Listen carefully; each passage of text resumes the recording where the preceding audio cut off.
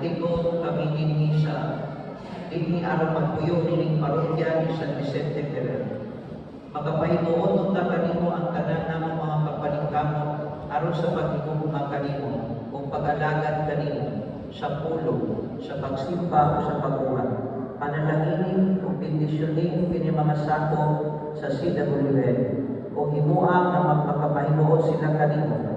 Iyahi ang ilang mga buhat o pangako inaagi sa kahayag sa Espiritu Batagi ug tabagi sila sa pagkuha alam sa duhog himaya ug alam sa kayuhan sa tibok nimong katawan. Amahan, nagadayon kami sa imong ngalan hangtod sa kahangturan. Amen. Kitang tanan amahan namo na kasala.